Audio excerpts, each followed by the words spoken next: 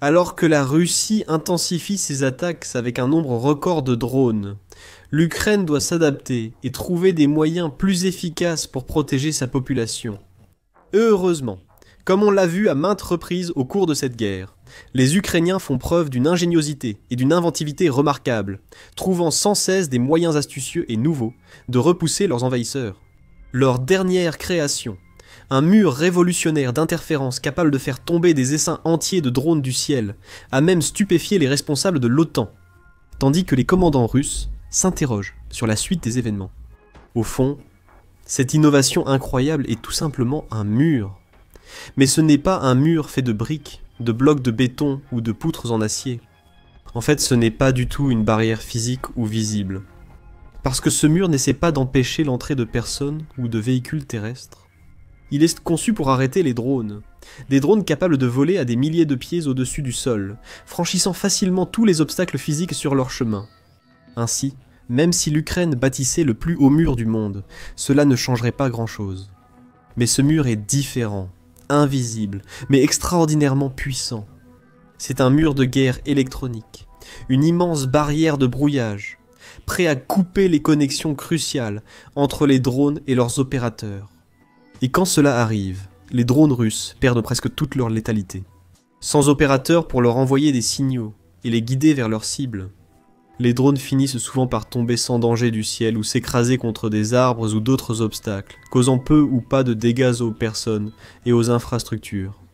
Maintenant, l'idée du mur vient de la société de guerre électronique basée à Kiev, Covertus. La vision de cette entreprise a émergé peu après l'annexion illégale de la Crimée par la Russie en 2014 et elle est depuis un acteur clé de la guerre électronique. Sa mission est simple, sauver des vies et protéger le peuple ukrainien en développant des technologies anti-drones de pointe pour contrer la menace russe. Covertis a annoncé en février de cette année son projet de construire un mur de brouillage anti-drone de plus de 1400 km, nommé Atlas. Et l'Ukraine s'empresse de le déployer en ce moment même. Voici un aperçu plus détaillé de son fonctionnement. Une fois achevé, le mur Atlas sera composé de pas moins de 8500 unités de détection et de brouillage, toutes fonctionnant ensemble comme un système unifié. Ce système offrira à toutes les brigades, bataillons et autres forces de première ligne ukrainiennes une vue d'ensemble sur un seul écran de toutes les menaces de drones entrants. Le mur a deux objectifs principaux. Détecter et brouiller.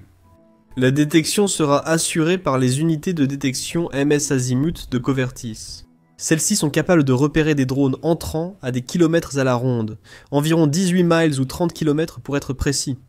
Elles peuvent capter divers signaux, provenant de drones à portée, afin de localiser précisément leur position, et de comprendre leur direction de déplacement également. Le brouillage, quant à lui, est assuré par les unités Mirage de CVTIS. Ces brouilleurs intelligents ont été développés après que des analyses ont montré que les systèmes occidentaux existants n'étaient pas toujours efficaces en Ukraine. De tels systèmes présentent souvent des limitations problématiques, comme le fait qu'ils consomment beaucoup d'énergie ou qu'ils nécessitent une opération ou une maintenance manuelle régulière. C'est ce qu'a expliqué Sergei Skorik, le directeur commercial de CVRTIS, lors d'une interview avec l'Institut des ingénieurs électriciens et électroniciens, Institut des ingénieurs électriciens et électroniciens. Le problème avec les systèmes existants, c'est qu'ils sont très lourds et très gourmands en énergie. Ils sont aussi assez difficiles à utiliser. Surtout si vous êtes dans une situation comme la nôtre, où nous avons dû remplacer beaucoup de nos soldats formés par de nouvelles recrues, issues de la mobilisation générale. En tant qu'ancien officier militaire, ayant passé beaucoup de temps sur les champs de bataille de l'Est de l'Ukraine, Skorik sait trop bien comment ce genre de problème peut entraîner des pertes et même des morts. Il a constaté lui-même les ravages causés par les drones First Person View, ayant vu mourir plusieurs de ses amis. Et il sait à quel point il est important pour l'Ukraine de disposer de systèmes de défense plus puissants, qui soient aussi sûrs que possible à utiliser. C'est pourquoi les brouilleurs Mirage de CVTI sont parfaitement adaptés au mur Atlas. Ils apportent 3 avantages majeurs. Premièrement, ils peuvent brouiller un large éventail de fréquences, de 0 à 6000 MHz. Grâce à cela, peu importe la fréquence que les Russes choisissent d'utiliser, les brouilleurs Atlas Wall peuvent être facilement réajustés pour les neutraliser. C'est extrêmement important, car les drones russes, Conan, ont commencé à opérer sur une gamme de fréquences plus large afin de contourner les défenses de guerre électroniques existantes. Deuxièmement, les Mirages sont remarquablement économes en énergie. En brouillage actif, ils consomment seulement 250 watts. En veille, ils consomment seulement 50 watts. En termes plus faciles à comprendre, cela signifie que ces brouilleurs ont jusqu'à 20 heures d'autonomie. La plupart des systèmes de brouillage conventionnels, y compris ceux utilisés par l'Ukraine, ne fonctionnent que quelques heures avant que la batterie ne tombe en panne. À poids égal, le mur Atlas n'exercera pas autant de pression sur le réseau électrique ukrainien. C'est très important actuellement. La Russie cible fréquemment des installations électriques et sous-stations pour paralyser l'infrastructure énergétique du pays. Troisièmement, et peut-être le plus important, les Mirages n'ont pas besoin d'opérateurs manuels pour activer leur fonction de brouillage. Cela signifie qu'ils peuvent commencer à brouiller plus rapidement et que personne n'a besoin de risquer sa vie en allant dans des zones dangereuses pour actionner des interrupteurs, et ainsi de suite. C'est un système beaucoup plus sûr à utiliser dans l'ensemble. Comme l'a expliqué Sorik, l'idée est de pouvoir contrôler le réseau de brouillage et de détection depuis un endroit sûr. Nous ne voulons pas que les gens ayant à sortir pour appuyer sur des boutons. Trop de personnes sont mortes comme ça. Les plus petits drones volent à 130 km/h chaque minute compte. C'est pourquoi Atlas pourrait être une innovation révolutionnaire. Protéger non seulement la vie des civils dans des villes situées illico à des centaines de kilomètres du front, mais aussi sauver d'innombrables membres du personnel militaire qui autrement seraient chargés de risquer leur vie. Atlas offre aussi l'avantage d'être rentable pour exploiter et entretenir des systèmes anti-drones plus simples manuellement. À plus de 130 millions de dollars, ce n'est pas vraiment bon marché. Mais si l'on considère la taille et l'ampleur de ce projet, ainsi que la quantité impressionnante de drones qu'il pourrait arrêter et les vies qu'il pourrait sauver, il pourrait facilement s'amortir 100 fois. De plus, diverses personnalités et entités ont déjà réalisé des investissements importants dans le projet. Comme la championne olympique ukrainienne d'escrime Olga Karlan, la banque ukrainienne PUM et la plus grande chaîne d'hôpitaux d'Ukraine, Dobrobut, pour n'en nommer que quelques-uns. Une fois l'objectif de financement atteint, les responsables de Covertis espèrent pouvoir mettre Atlas en service dans son intégralité d'ici la fin de l'année. S'étendant sur des centaines de kilomètres à travers le pays, près des lignes de front, cela pourrait réduire considérablement l'efficacité des essaims de drones russes. Cependant, comme toute autre innovation militaire, Atlas n'est pas parfait, et il est important d'être réaliste quant à ses inconvénients. Un problème avec les systèmes de brouillage à grande échelle est le risque de brouiller par erreur les mauvais drones. Atlas ne dispose d'aucune intelligence artificielle avancée qui lui permettrait de distinguer les drones russes des drones ukrainiens. Il brouille simplement des fréquences radio préprogrammées, et tout ce qui fonctionne sur ces fréquences est affecté. Les opérateurs devront donc être très prudents pour éviter tout problème. S'ils règlent, par inadvertance, le mur pour brouiller la même fréquence que celle utilisée par les drones de leur camp, cela pourrait être catastrophique, entraînant la chute des propres drones de l'Ukraine. Heureusement, avec une communication claire, ce problème est relativement facile à éviter, et les forces armées ukrainiennes ont déjà prouvé qu'elles étaient très attentives aux détails. Ainsi qu'au ils risquent moins de faire une erreur coûteuse, comme brouiller la mauvaise fréquence. Un autre problème est la multitude de fréquences disponibles, rendant difficile l'identification des bonnes à cibler. Comme l'a expliqué Luba Shipovich, la présidente directrice générale de Dignitas Ukraine, c'est un jeu constant du chat et de la souris. Les fréquences des drones peuvent varier dans la journée. Si l'ennemi voit qu'une plage de fréquences comme 52 GHz n'est pas brouillée, il commencera à l'utiliser. En outre, même sur une seule bande de fréquences, il existe des milliers de combinaisons à considérer. Le renseignement ukrainien s'est montré très efficace durant la guerre. De nombreux rapports indiquent que les agents ukrainiens ont réussi à pirater les réseaux russes, à voler des informations sensibles et à écouter les communications ennemies.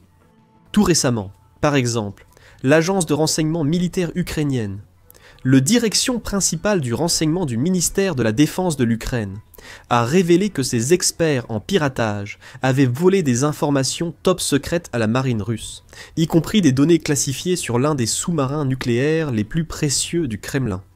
Il n'est donc pas impossible d'imaginer que l'Ukraine puisse utiliser son renseignement supérieur pour découvrir sur quelle fréquence opèrent les drones russes, puis cibler ces fréquences spécifiques tout le long et la largeur de son mur Atlas, perturbant ainsi de nombreux drones sur leur trajectoire. La puissance est également importante pour la guerre électronique. Un signal de brouillage puissant était nécessaire pour bloquer la radio, selon Chipovitch.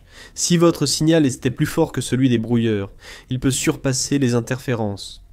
Grâce à sa technologie puissante, le mur Atlas devrait aisément rivaliser avec tout signal radio russe. Covertis est un acteur reconnu dans la guerre électronique. Ces technologies ont sauvé environ 50 000 vies depuis le début de la guerre, et Atlas pourrait en sauver davantage. C'est pourquoi le ministère ukrainien de la Défense a salué ce projet comme une initiative nationale essentielle pour contrer la menace sans précédent des drones. Et le président directrice générale de Covertis, Yaroslav Filimanov, déclare qu'Atlas représente la réponse technologique la plus avancée de l'Ukraine, face à la menace croissante des drones. En alliant innovation et collaboration, nous voulons sauver des vies et protéger les infrastructures essentielles. Le nom Atlas a été choisi car il symbolise notre engagement envers l'endurance et la résilience. Nous devons innover et collaborer efficacement pour nous assurer que nous pouvons soutenir l'Ukraine et garantir la sécurité des civils, des soldats et des infrastructures. Maintenant, un autre inconvénient potentiel de ce projet est que nous ne travaillerons que contre les drones qui dépendent d'opérateurs humains et qui nécessitent des liaisons de communication directes et constantes avec ces opérateurs. Cela sera moins efficace contre les drones autonomes dotés d'intelligence artificielle capables de choisir leur trajectoire et d'atteindre leurs cibles sans signaux radio. Heureusement, la grande majorité des drones russes ne sont tout simplement pas aussi avancés. Le Kremlin travaille sur des drones alimentés par l'intelligence artificielle comme le V2U, un drone kamikaze capable de se diriger vers sa cible sans aucun contrôle humain, ce qui le rend effectivement plus difficile à brouiller. La plupart des drones utilisés par la Russie sont des modèles Shahed basiques, guidés par GNSS-INS préprogrammés, et non par guidage manuel en temps réel. Ils sont partiellement vulnérables au brouillage et aux technologies de guerre électronique. Et la Russie en lance régulièrement des centaines sur l'Ukraine en une seule nuit, espérant submerger les défenses aériennes du pays. Ces attaques sont devenues nettement plus intenses ces dernières semaines et ces derniers mois. En juillet, un nombre record de drones est entré en Ukraine. Le total s'élevait à 6290,7, soit une augmentation de 16% par rapport à juin, et plus de 14 fois plus de drones qu'en juillet 2024. Cela montre à quel point la Russie a intensifié sa guerre de drones cette année. Des dizaines de civils ont été tués lors de ces attaques, de nombreux blessés, dont des enfants, et plusieurs bâtiments civils, dont des habitations et une école maternelle, ont été endommagés ou détruits. La Russie a maintenu la pression en août, démontrant clairement un engagement total et complet à utiliser autant de drones que possible. Afin d'user la détermination, la résistance et le moral de l'Ukraine, le Kremlin produit également des drones en masse, dans des usines comme celle de Yelabuga, où des adolescents russes, certains âgés de seulement 15 ans, sont chargés d'assembler des composants avant d'envoyer les nouveaux drones sur les points chauds du front. Les défenseurs de l'Ukraine font tout leur possible face à une adversité croissante et à des essaims de plus en plus nombreux. Ils abattent régulièrement une grande partie des drones envoyés par la Russie, mais ils ne peuvent pas tous les arrêter. Certains parviennent inévitablement à passer à travers et à contourner les systèmes de défense saturés de l'Ukraine, entraînant les décès, les dégâts et les blessures mentionnées précédemment. Voilà pourquoi des systèmes puissants comme Atlas sont essentiels. Il est impératif que ce projet obtienne les financements nécessaires pour achever la construction au plus vite. Parce qu'une fois qu'Atlas sera opérationnel, les drones russes pourraient devenir nettement moins efficaces, surtout ceux qui dépendent de liens, avec un opérateur ou du Global Navigation Satellite System. Si les forces ukrainiennes identifient les bonnes fréquences radio, des essaims entiers, valant des millions de dollars, pourraient heurter la barrière invisible et tomber sans danger dans les champs et forêts, loin des zones urbaines et civiles. Cela pourrait vraiment changer la donne, donnant à l'Ukraine un répit face aux bombardements russes et posant un vrai problème au Kremlin, alors qu'il tente de trouver un moyen de contourner une barrière qu'il ne peut même pas voir. En comparant Atlas aux systèmes anti-drones classiques en Ukraine, tels que NOTA dans Babéton, et les systèmes de guerre électronique mobile IP-TRI, on voit clairement à quel point ils pourraient être précieux. Ces anciens systèmes mobiles se sont révélés efficaces par le passé, mais présentent des inconvénients évidents. Ils demandaient tous des équipes d'opérateurs pour leur gestion, entretien et utilisation efficace. Vladislav, aussi appelé Bitermin, est l'un de ces opérateurs. Il fait partie de la 141e brigade mécanisée séparée, qui opère actuellement sur un tronçon très disputé de la ligne de front à Donetsk, non loin de la frontière avec la région de Dnipropetrovsk. Les assauts russes se sont intensifiés ici ces derniers mois, les forces de Moscou cherchant à gagner du terrain et à épuiser les défenses ukrainiennes. Cependant, des défenseurs courageux comme Vladislav résistent. Depuis des tranchées étroites, Vladislav surveille et entretient les brouilleurs d'en bas.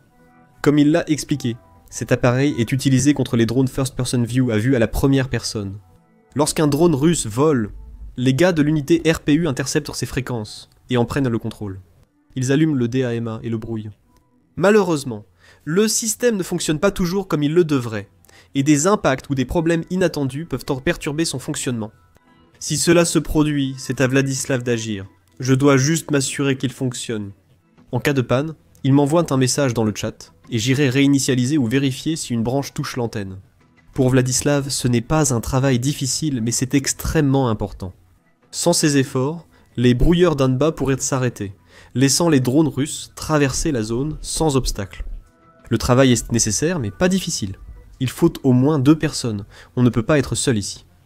Parallèlement, d'autres opérateurs, eux aussi dans des bunkers camouflés proches, contrôlent les opérations du Donbass. Derrière leurs écrans, ils surveillent le ciel, analysent les données et ajustent les brouilleurs pour garantir leur bon fonctionnement. Vladislav a expliqué. Ils ajustent l'altitude, interceptent le flux vidéo et calculent la direction. L'un s'occupe de la vidéo, un autre suit la localisation, et un troisième brouille le signal. L'Ukraine doit mobiliser des équipes d'au moins 5 personnes, 3 dans les bunkers et 2 dans les tranchées, pour faire fonctionner un seul brouilleur mobile. Toutes ces personnes, en particulier l'équipe de maintenance comme Vladislav, sont constamment en danger. Avec Atlas, tout serait plus simple et plus sûr. Les unités Covertus de brouillage et détection feraient la majeure partie du travail seules, et leur autonomie prolongée ainsi que leur faible consommation d'énergie les rendraient beaucoup plus faciles à gérer et à entretenir. De plus, ce système aurait une portée bien supérieure à toute plateforme mobile de guerre électronique, protégeant de vastes étendues du territoire ukrainien, ainsi qu'une multitude de villes, villages et cités contre les Shaheeds et bien plus encore. Ce n'est pas exagéré de dire qu'Atlas est une perspective capable de changer la donne. Et ce n'est qu'un exemple de plus de l'innovation inspirante de l'Ukraine, et de sa remarquable capacité à s'adapter aux conditions difficiles et changeantes de cette guerre. Encore et encore, même quand la Russie a modifié ses doctrines et inversé la logique de ses stratégies, l'Ukraine a su s'adapter, apporter ses propres changements pour tenir ses ennemis à distance. Et maintenant, alors que la Russie mise tout sur les attaques de drones, l'Ukraine mise tout autant sur les défenses contre les drones. Elle fait tout pour garder son ciel sans Shahed. Cela inclut la création d'unités de volontaires comme les sorcières de Boutcha, qui travaillent normalement le jour et partent dans la forêt la nuit pour tirer sur tous les drones qui apparaissent. Investir aussi dans des systèmes de défense ultra modernes comme le Sky Sentinel doté d'intelligence artificielle, des tourelles de mitrailleuses détectent instantanément les drones, calculent par manque leur vitesse et trajectoire, puis tirent précisément pour les abattre. L'Ukraine reçoit aussi un important soutien de ses alliés mondiaux dans sa lutte contre les drones russes, dont des avions espions slovaques et des systèmes de défense aérienne des États-Unis, du Royaume-Uni et de l'Allemagne. Avec Atlas et d'autres projets en cours, la Russie aura plus de mal à causer des dégâts sérieux et durables avec ses drones, forçant son président, Vladimir Poutine, à repenser une fois de plus sa stratégie, et peut-être à accepter enfin qu'il s'agit d'une guerre qu'il n'a aucune chance de gagner. À vous, découvrez dans notre récente analyse comment la machine militaire russe montre de sérieux signes d'essoufflement. Regardez notre vidéo pour savoir comment la stratégie avancée de l'Ukraine en guerre par drone en fait un adversaire redoutable face aux méthodes brutales et inefficaces du Kremlin.